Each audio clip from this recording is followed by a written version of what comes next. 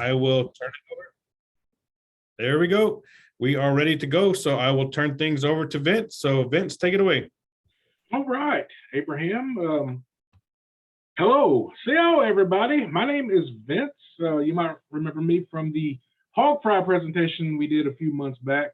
Abraham asked me to come back, and we had so much fun doing that one. I thought we'd just kind of collaborate and do something else. So today we're going to talk about Kanuchi, and the same way as we did with the hog fry video, it's not going to be a kind of a step-by-step cooking video, but it'll give you a general idea of how to get started and ways to go about producing this delicious delicacy that is known to us Cherokees here. But first, let's go ahead and open our little session here with a quick word of prayer. So, Heavenly Father, as we come to you in prayer, we thank you for the day that you've given us. Beautiful day here on the Cherokee Reservation. And Father, as we come to you in prayer, we ask that you just be with each and every person that's here, be with each and every person that's represented, Father, be with everybody that had a hand in making this presentation happen. Father, as we come to you in prayer, we also ask, Lord, you just be with the world situation, Father. Father, we ask for peace, Lord, with everybody that's involved. And Father, we also ask, Lord, you just be with everything here that we are dealing with in Oklahoma as well, Father. And Father, as you come to your prayer, we ask that you just be with this presentation. Let this go good. Let us have fun, and let it be a learning experience for everybody, Father. And we continue to do what you want us to do, Father. And we ask that you just forgive us for you falling short, for we know that we have every day, Father. And thank you, Lord, for this wonderful day, beautiful weather. And just be with us, Lord. Thanks for everything, as we do in your name. Amen. Amen. So yeah, today we're going to talk about Kanuchi. Abraham said that he has never made it. I have made it. I know how to make it. I learned how to make it from my grandma and my dad up to a certain point. And we'll get to that here in a little bit. But here recently, I've actually was able to learn how to make Kanuchi to the finished product that we know today. Now, those of you that are joining us that may not know what Kanuchi is a hickory nut drink or a soup.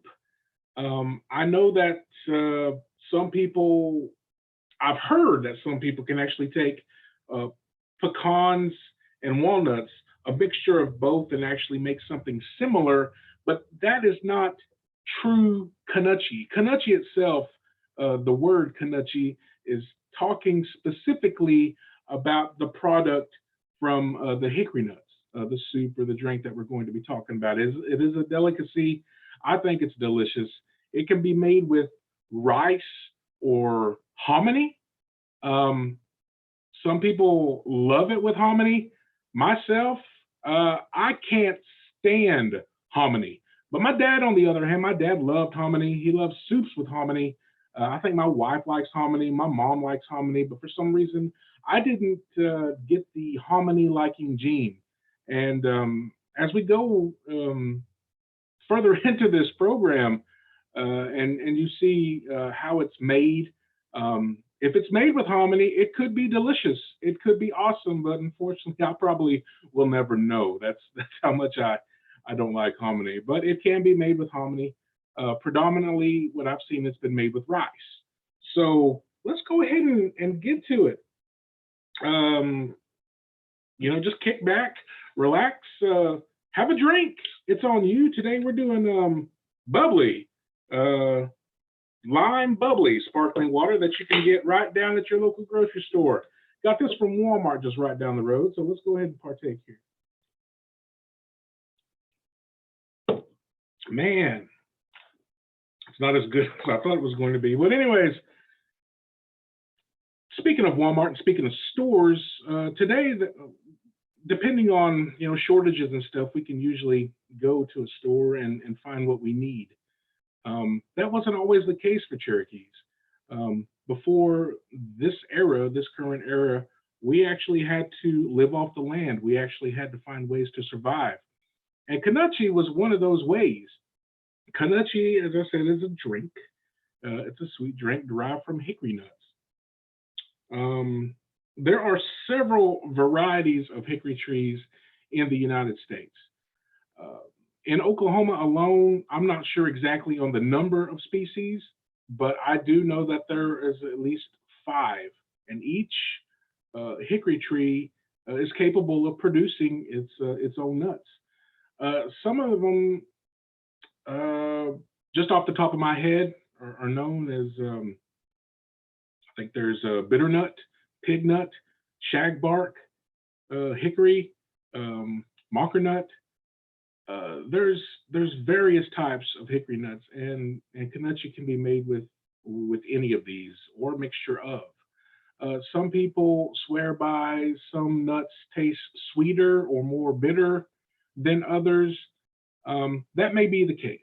That may be the case. But whenever I learned with my grandma growing up, it was usually a mixture of different nuts because sometimes people would bring nuts to her and have her make it, and they may have had a variety of hickory trees on their property, and so it would be a blend of all these nuts. But uh, these nuts, any hickory tree, any hickory nut can make Kanuchi.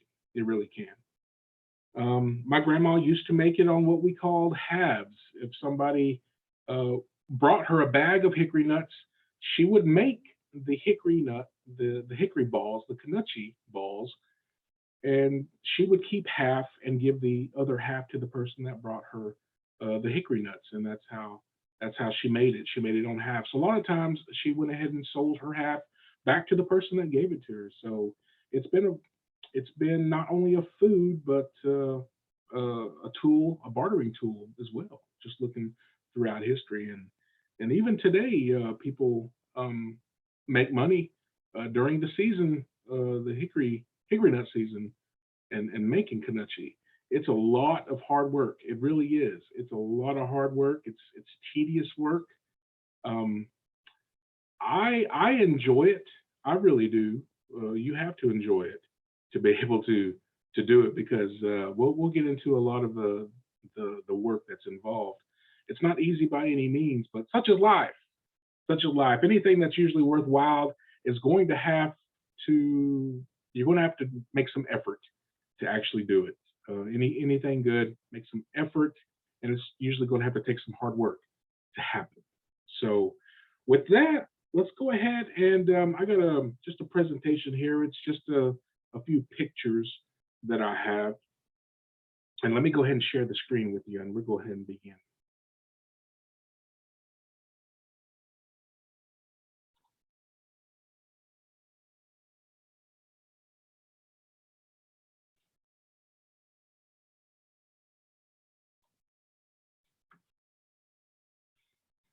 All right, Abraham, can you go ahead and tell me if you see some hickory nuts, some green hickory nuts on the Yep, screen?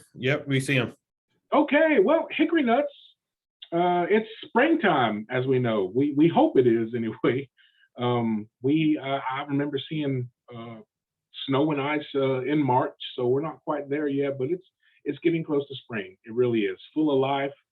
You see a lot more birds, a lot more wildlife out and about. Very beautiful time. I love spring. It's great, full of life here. Here in a little bit, you can find hickory trees and you can find hickory nuts. A lot of times they're a little larger than a golf ball. They're green. Hickory trees actually, and I didn't know this until recently, just kind of doing a little bit of research for this. Hickory trees actually produce in cycles. They produce in cycles, ranging from 1 to 3 years. 1 year they could have a bumper crop. There could be a lot of hickory nuts on a tree, and then the next couple years, the production may seem to go down. I didn't know that. I did know that they seem to kind of skip a year, but most hickory trees, from what I understand, from what I've read, do come in cycles. So um, my mom has some on her property that we usually made hickory Kanuchi, got the nuts from, made Kanuchi from every year. And the last couple years really hasn't had that much nuts on it. So I'm hoping that this year is the year for those particular trees. But what you're looking for is this is this is what a hickory nut looks like whenever it's growing. It's probably about the size of a golf ball, maybe a little bit smaller, maybe a little bit bigger, depending on the species of the hickory tree. But this is what it looks like, and we'll continue on. As they grow through the season, they usually mature up to the first frost, and after the first frost, they usually turn black.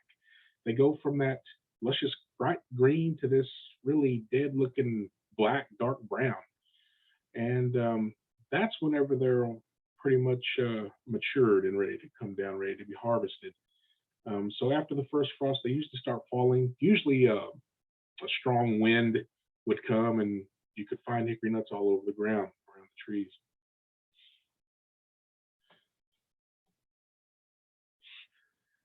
After they fall, that's when you have to go out there and pick them up. Whenever you do pick them up, sometimes the holes itself, when they fall, the holes break open. Sometimes the holes stay on them, or the husks rather, and just take those off, and you'll actually see the brown holes.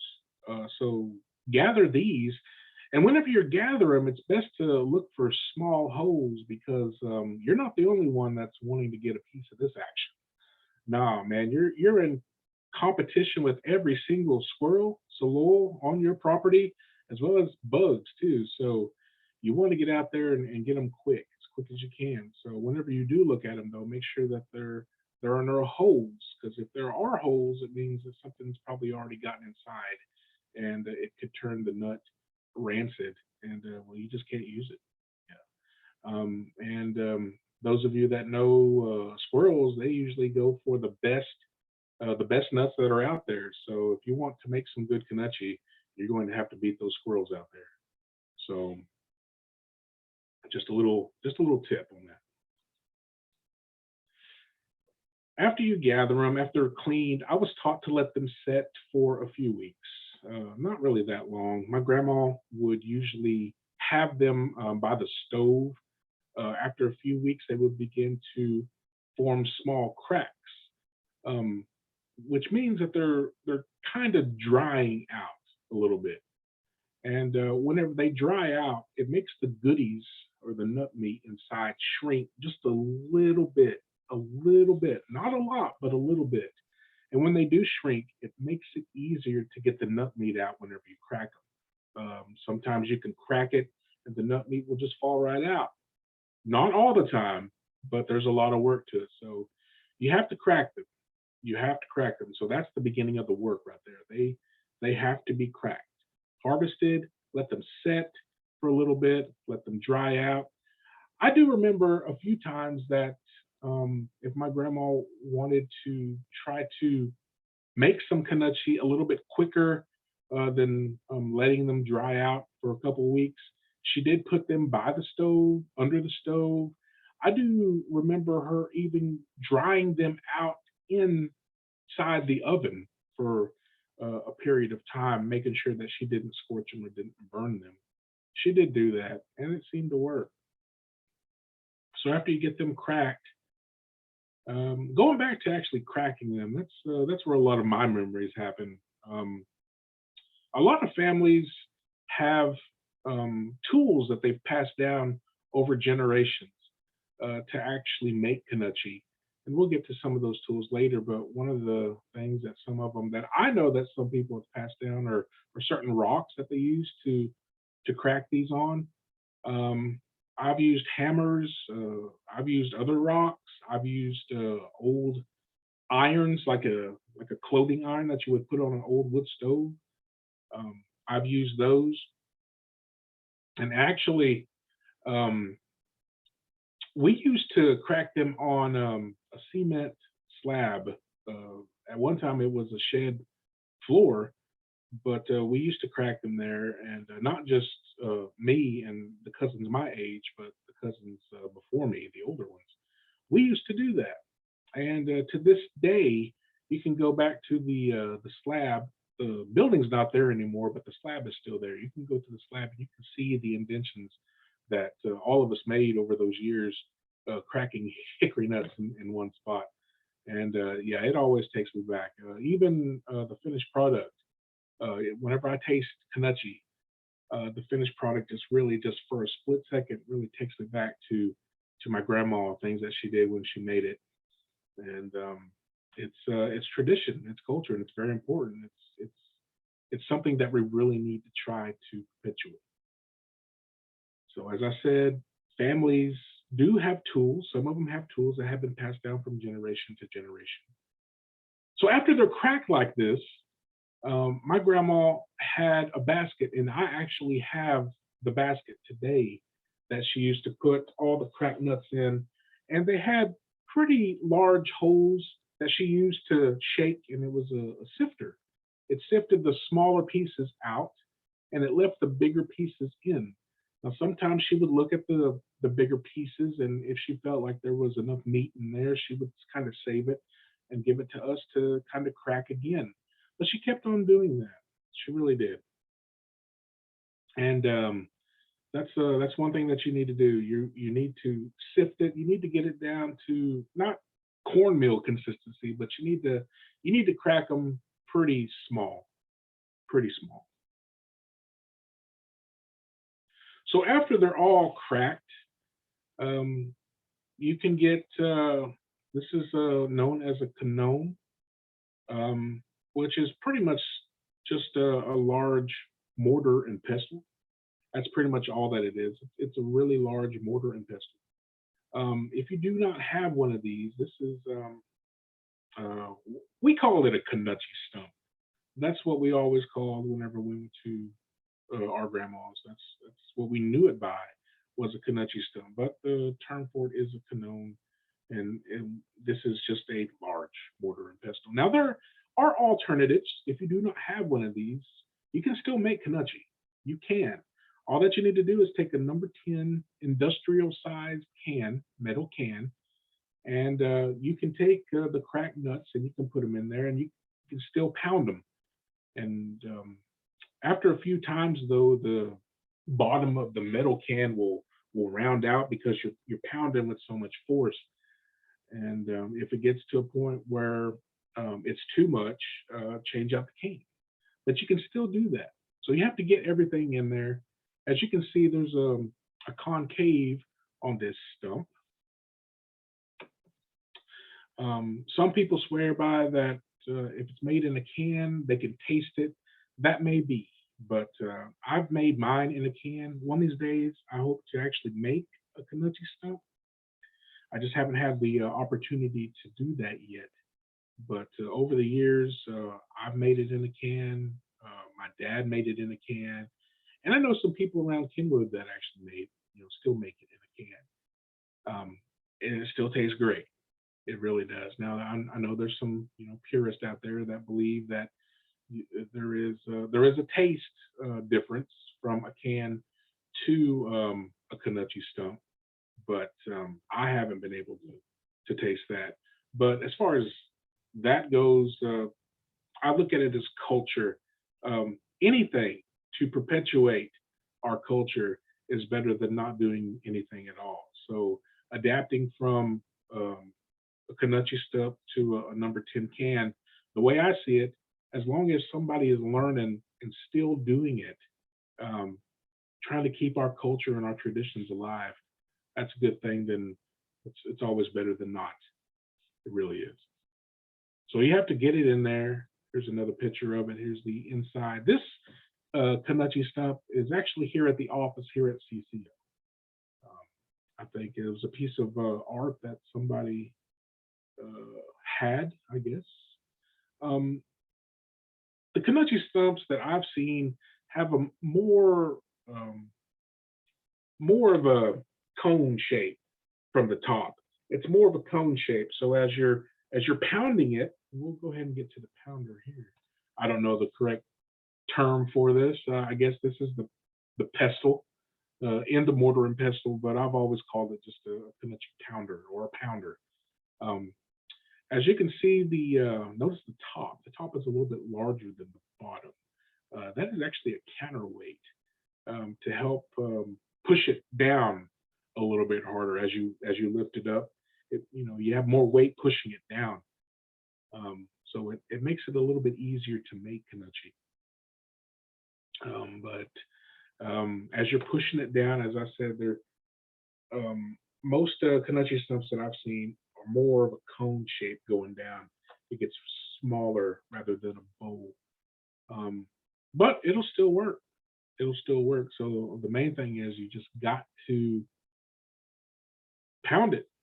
You just got to put your cracked hickory nuts in the bowl and just pound it. And just do it over and over and over. Repetition. It's a lot of work, but same as life, good things take time and effort to accomplish.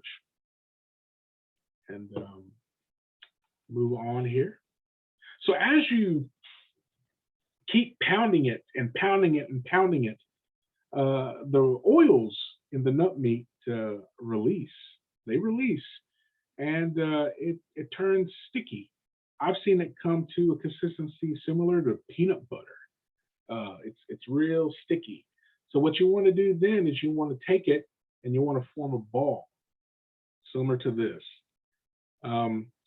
These next photos that I have are actually still shots from a video that I recently recorded of my mom making Kanuchi. So as I said, I knew how to make Kanuchi up to a certain point. I knew how to make the actual ball. So I knew how to go out and harvest the nuts. I knew how to crack them. I knew what to look for. And I knew how to pound it and get it to this point right here, to the stickiness of it, to where you could actually form a ball. About a baseball-sized portion is usually what I've seen. It seems like whenever I was smaller, the portions used to be bigger, but I don't know if I just got bigger and they got smaller or what, but I believe it's probably just around the size of a baseball is what you're wanting to get it to. And you just pound it until it's sticky enough to form into the ball. And it's usually wrapped in foil. This can be stored for many, many years in the freezer. But if you don't have a freezer, it will also keep for a while in a cool, dry place. So I knew how to make Kanuchi up until the ball that you see.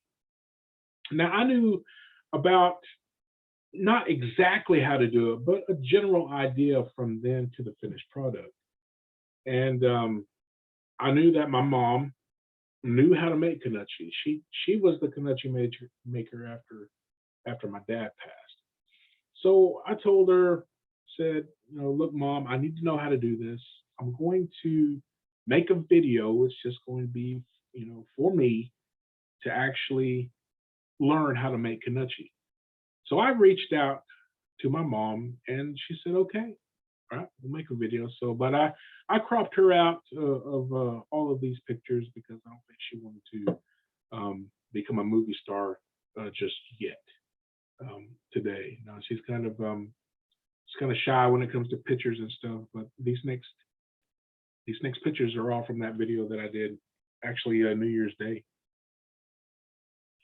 And that's something I'm blessed in that part to have my mom and to have that knowledge readily available, to ask her any questions about how to cook stuff, how to do things.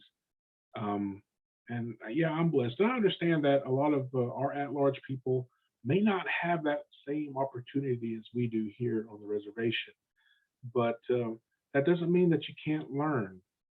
If there's a will, if you are determined to do something, if you are determined to learn your culture, determined to learn anything about being Cherokee, if you make the effort, I strongly believe that doors will open and you can do it. Things will start happening that you wouldn't even think would happen. So if learning more about the culture is something that you want to do, I strongly suggest that you make the effort to continue on trying to learn. And as you try to learn, you'll learn. You will. Things will happen. So just keep at it. Don't give up. Don't give up. So we have this ball. And what we have to do is we have to put it in some water. Now you don't have to make the entire ball at one time. You can just make just a little bit at a time. But usually whenever we make Kanuchi around here, it's usually for a family gathering of some sort. And we like to make quite a bit of it. So that one ball usually makes about a gallon of about a gallon of Kanuchi, a finished product. So you have to put the ball in the water. This is actually me breaking it up. And you have to get it to come to a boil. You have to boil it pretty good. The boiling does two things. It actually brings the flavor of the nuts, the nutrients of the nuts out into the water, and it actually kills the bacteria that's in there that may have gotten in there from actually making the Kanuchi itself. So you have to boil it. I think the general consensus is about 10 minutes. Give it a good hard boil for about 10 minutes. And as you can see, this is the texture of what you're looking for whenever you're cracking your nuts. Something about that size in that spoon right there. That's what you're looking for in the end whenever you're pounding the Kanuchi. You want to try to go for that particular texture. And when it gets to that point, it'll become sticky and you can make a ball out of it usually. After that, you want to strain it. Get a sieve and strain it. And what you're straining is mostly you don't want any holes in the Kanuchi. You don't want any holes. Now, of course, microscopic pieces are going to get in there and that's not going to hurt anybody, but you don't want any big holes in it. So after you strain it, you add it to some rice. Yeah, add it to some rice. Now this is where it kind of deviates from family to family, person to person. I've always enjoyed it with rice, and I have seen it with hominy. I've actually watched a few YouTube videos recently, and there's a chef in Tulsa that actually puts it on sweet potatoes. So, I guess you can put it on just about anything. But the main thing is you're still getting the nutrients and all the benefits from this soup mixture that you're making here. And I like it with sugar. Now, there is a lot of healthy benefits to Kanuchi. There are a lot of healthy benefits. Now, I'm not a doctor. I'm not a dietitian. So please do your own research on this part.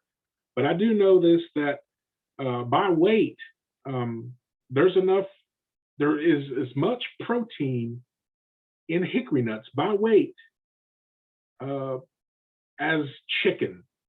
Now maybe a little bit less, but say you have like a pound of chicken and you have a pound of hickory nut meat, the protein is going to be similar. That's what I understand. Not only is it protein, but it also has vitamins and minerals. It's also able to decrease insulin resistance in diabetics, although I like mine really, really sweet. And this is me putting sugar in it. I guess that negates the purpose of that. But no, there are a lot of healthy benefits to Kanuchi. There really are. So if you look at excuse me, the healthy benefits of a hickory nut, look at it, do some study, do some research. It's fascinating how much. And I like to think that our ancestors knew this before any of the medicines that we know now. Cholesterol is one. This is also able to lower the bad cholesterol. Yeah, that's one thing that I read as well. But yeah, our ancestors knew that this was a good food. This was a superfood in today's terms. But it wasn't just that. It was a method of survival. They made this. It's a treat today, but they made this to survive. They were able to take this on long journeys. They would always have something to eat. They really would. So that's about it. Let me go ahead and stop sharing. So that is my short presentation of Kanuchi. As I said, it wasn't going to be a cooking video by any means. Kanuchi does take a lot of work. There's a lot of work involved. It is a superfood. It's packed full of nutrients, packed full of good things for you. I like it with sugar. It's never sweet enough for me. But one caveat to it is if you eat too much, it's going to it can upset your stomach and make you want to run to the restroom. But that's only if you eat too much. It will do that to you. However, I don't want to scare anybody off from actually trying it. If you have the opportunity to try it, if you never have tried it, it's very good. It's delicious. It's another part of our culture. It's Cherokee. Yeah, of course, probably other tribes make it, but this is what I grew up making, helping my grandma pound the hickory nuts, crack the hickory nuts. A lot of memories go back to eating this. And another way to look at it is it's up to us to make sure our culture keeps going. It's up to us to make sure our traditions keep going. But at the same time, while we're making sure that happens, while we're taking care of our traditions, taking care of our elders, taking care of, just being good stewards of, everything that we need to do here on this earth, we need to take the time to actually take care of ourselves. So while we're taking care of other things and making sure things are happening, we need to feed ourselves, to take care of ourselves. And Kanuchi is one way to be able to do that. So with that, I'm going to go ahead and turn it back over to Abraham, and maybe there's questions, maybe there's comments on there. Man, Abraham, this was fun. Thanks for asking me to come and do this. Well, Vince, thank you for your presentation. That was a lot of really good information. Like I said, I had never, really, my grandma made Kanuchi, but in my family, there were a lot of kids and we were often chased out of the kitchen. We were always probably, doing something crazy, jumping off of something. So, but, right, it is a lost art. So, first things first, we have a question from Roberta Austin. So yeah, if you have questions or comments, go ahead and please throw them in the Q&A or the chat right now. First, she would like to know, how is it spelled? And that's a good question. You see it spelled a couple different ways, but is that something you would like to speak on really quick, Vince? I've seen it spelled a couple different ways. I've always pronounced it Kanuchi. So I guess I would spell it Kanvchi. I've seen it spelled Kanvtsi, Kanuchi. So the spelling, whenever it comes to the spelling of it, I don't know. I don't know if there's a correct way to spell it or not, but as long as it sounds like Kanuchi, everybody's going to know what you're talking about. Yes, exactly. And, that V is that sound, in the Cherokee syllabary. So that's where you'll get that sound from. So Mary wanted to know if she thought she saw worms in one of the photos of the nuts in the beginning. Do you pick out the worms if you find them in if you find them in the nuts. But I know that you were saying you want to find nuts that do not have holes and will not have those in there, right? Right. Those first pictures are just random pictures that I found off the internet, and that's a good call. You always want to make sure of what you're doing. No, you don't want bugs in there. You don't want worms in there. Whenever you crack them open, it's going to be a creamy white looking texture. That's what you're looking for, a creamy white looking texture. And that's when you know that the hickory nut is healthy and you could use it. Now, if a worm has gotten into it, sometimes you can get a hickory nut that's dried out for a little bit and you don't see no holes, but something has gotten into it already. And then whenever you crack it, it's black, it's rancid. You can't use it. So you always got to keep an eye out. Yeah, that's a good point. You always have to keep an eye out because you don't want to use bad nuts. All right, Wado for that question. So I see Mary has her hand up, so we're going to let her talk really quick. Mary, did you have a question or comment? No, I was just pushing the buttons down below. I'm sorry, but since you open it up, they look almost like little grub worms. You could fish with them. Yeah. Little grub worms, we use those to fish a lot, but you definitely don't want to be fishing them out of your Kanuchi, I don't think. Thank you so much, Mary. I really appreciate that. So for those who don't maybe live in this part of the United States, how do you think they could get a hold of some hickory nuts? Probably just buying some from somebody local, or is that where you were talking about? You've seen people make it with other things. I know Cherokees do that. Yeah, I've seen people make something similar using store-bought pecans, a mixture of pecans and walnuts, maybe like a half and half mixture, and just pounding it because it's in the end it's a nut and it's still going to have the oils inside of it. You can do that. I've never tried it. I probably would try it, but just so you know that it wouldn't be Kanuchi. It could be a nice soup. It could be very flavorful, but Kanuchi is actually, the word is actually specific to the hickory product that we're talking about, the hickory drink or the soup that we're talking about. But I believe it probably can be made with other nuts. Sure. Yeah, and I think, we probably used those nuts because that's what we had.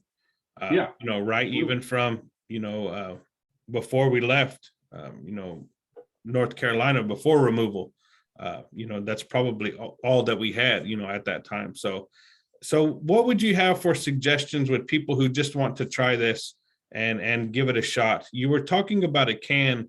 What kind of can is that you would need to pound those nuts out? Is that like a coffee can or? It's the can that I'm talking about is what they call a number 10 industrial size can. Like you go to Walmart and you find the big cans of ketchup or pears or fruit, the big tin cans that they have, I guess a gallon can. That's what I've used in the past, and it seems to work. I still have you still got to pound it. That's just one alternative to the Kanuchi Stump. That's an alternative to the Kanuchi Stump. And yeah, you can use a can. It can happen. It does happen. Yeah, I'm not the only one. I got the idea from somebody else, Kenwood. So yeah, there's other people out there that make it out of cans, and there's some people that actually say, "Oh man, I could tell when it's made out of a can because you can taste that metal." Well, that may be, but it's still Kanuchi and it still tastes pretty good to me.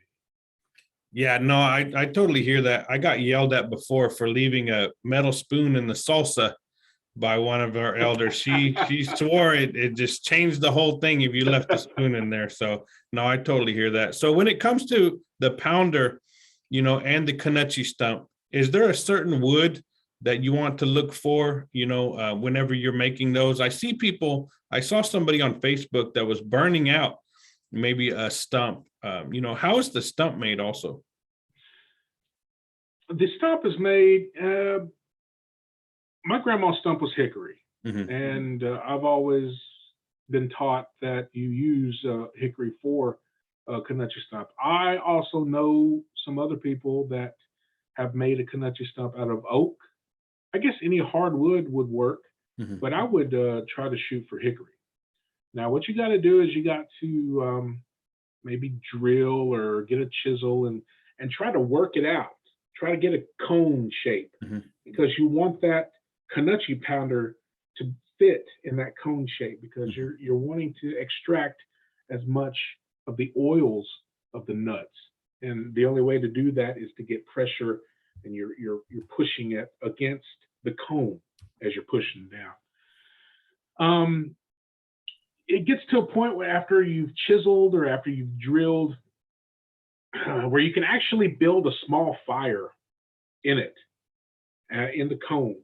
Put some twigs in there and burn it out. And after that, you can kind of scrape away all the burnt, the charcoal, and it will make it to be a smoother cone. It really will. So yeah, you can kind of drill it out, work it out, then kind of burn it out, and then kind of clean it out. So awesome. So we have a question here. If you do use a can, what would you use to pound it with? You can actually get a hickory limb, a pretty good sized hickory limb. You could do that. I've done that. I actually have a rock bar. It's probably about 5 feet long, and it's probably about that big. But it's got kind of a flat end because we've actually, over the years, we've hit it with a sledgehammer, and it's kind of, the end has kind of flattened out on it. So as I said, the bar is about that big, but we still use it to get rocks out. Of course, clean it off, but then you could use that. You could use a piece of wood. It could be small. The main thing is you're going to have a lot of force. The smaller thing that you use, you're going to have more force. So that's the purpose of that counterweight, that larger part on that picture that I showed. That was just weight. So as you brought it up and you brought it down, not only do you have your force, but you have the force of that weight going down. So you can really use anything as long as it can crush the nuts. Yeah, you can use anything, and it could be various lengths, various diameters. So whenever you showed putting the nuts in there, to prepare them, to ground them. So would that be the hole and the nut, or you just put the meat inside there? Yes, that is the hole and the nut. You're wanting to make the holes in the nut kind of the same size, the nut meat and the holes. Going back to the picture of the spoon, you could see that was all holes. Gotcha. So as you boil it, the nut meat will come out and the holes will sink down to the bottom. And whenever you strain it, of course, you're straining out the holes as well. And the soup made from the nuts is going to come out of the strainer. So yeah, you want to try to get the holes as small as you can, but just remember that as you're beating it, they'll get smaller. They will get smaller. Yeah, as everything comes together. The more repetition, the more that you beat the goodies and the holes, they will become smaller. So, but try to start out with getting them as small as you can at first, and that will cut down on a lot of the work that you would have to do. Would. So we have a question from Mary. You said there were 5 different kinds of hickory nuts in Oklahoma. Do you use a specific one of these kinds of nuts for Kanuchi? There could be more species than that. I just know that I just know 5 off the top of my head. I'm pretty sure that I've used all the 5 that I know. We've mixed different hickory nuts. Some people swear by I think it's called mocker nut. It's a little bit bigger size hickory nut, and I think it has thinner shell hull, a thinner hull than some of them. And if you look at them, some of them are smaller and some of them are bigger. But I've never really I've just usually just got what I could find, and honestly, I can't tell the difference between a marker nut and a pig nut or a Mhm. shagbark. Well, maybe a shagbark. You could tell the shagbark hickory. If it's a shagbark, and the nut, yeah, you could do that if it's shagbark. But no, for me, no. I do know that some people uh, do that. They only make it out of marker nuts, and they claim that it's a little bit sweeter, which I believe would be true. Mhm. But as for me, no, I've never really made it with just one specific species of nut. Oh, wow. So we have one last comment and question here from Charlotte. She said there seemed to be a shortage of hickory nuts this year, and Kanuchi as well. So if anyone wants to sell nuts or share where your hickory nut locations are, feel free to put that information in the chat. I don't know if people are protective. Some people are protective over their mushroom locations and some of their berry locations. But yes, if you know where to get any hickory nuts, feel free to share that information as well. So where do you find? Do you just go out? Do you have a place that you always go to find nuts, or does it kind of change? Of course they don't have nuts every year, so I imagine that changes from year to year. Yeah, that changes absolutely from year to year. It does seem like there has been a shortage of nuts, but we got to go back to the cycles of the tree. I'm just hoping that I usually get mine on my mom's property. We have a few larger trees, and as I said, it's been a couple of years since they produced a lot of nuts. And and this is something that the cycle of the tree is something that was new to me. Just kind of doing just a little bit of research on like different species of hickory trees, and it was kind of it made sense because sometimes they do bear a lot, and then one year they're kind of scarce, Mhm. and then the next year they're back to it. Bam, you got a bumper crop. So yeah, there seems to be a shortage, but it might not be a shortage per se. It might just be the cycle. We might just be in between cycles. But you just got to kind of look around, get if you know somebody that has a lot of land, just go around and ask them, hey, um, let me look for hickory nuts on your property. And more than likely, they'll probably let you because you're not doing anything, you're not cutting anything down. You're just looking for something. Mhm. Just make sure you ask first. But, just to be safe. But no, I don't really have a specific spot other than my mom's property. Um, there's a couple churches around Salina that have hickory nuts in their on their property as well, and people go there all the time. So yeah, people do sell Kanuchi balls. They really do. They really do. A lot of people make a lot of money on it, but unfortunately, there has been stories of some people purchasing some around the complex. Somebody would come up there, and they would be really big, and they would get home, and they would try to break them open, to make some Kanuchi, and unfortunately, there'd be a horse apple in the middle. So they would kind That's of rough. scam them like that. And I'm not saying that everybody does that, but if you don't know the person that's selling it, just be cautious. Be cautious. Unfortunately, it's kind of sad that did happen, because something that's as culturally as Kanuchi, still there's maybe some scammers out there, and that did happen at the complex. So just be cautious, but I would say try to take it upon yourself to actually learn how to do it. Mm. Yeah, it's a lot of work, but man, it's sure good. It really is good. Great. Well, no, Vince. So the last question we have, what time of year generally do you go out to look for these Kanuchi nuts? I know, or the hickory nuts. I know you said you don't want them to be left on the ground too long. So when should you start thinking about gathering nuts for your Kanuchi? They'll usually start falling around the first frost.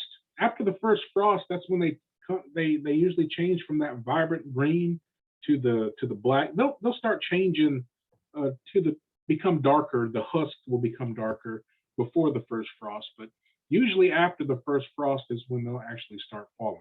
So after the first frost will be a good time to actually go around and start harvesting the nuts, start picking them up. After the first frost around here, it's usually around October, last part of September, October.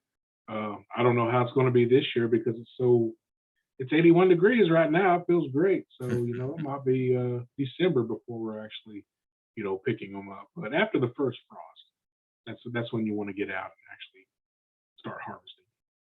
Well, Vince, so after the first frost, maybe you can come back on again and we can get together this time and, maybe get in the kitchen and, make some Kanuchi this year. Maybe we can use that stump in the hallway. Yeah, sounds good. There in the office. That's a good use. Well, Vince, we really appreciate your knowledge. Appreciate you taking this time to spend with us to teach us about Kanuchi making. We really appreciate it. That is my pleasure. Thanks for asking me and everybody that attended.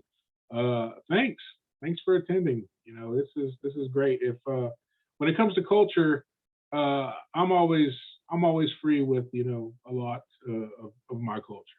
Something that I was taught. It's something that we have to teach others. To keep it going.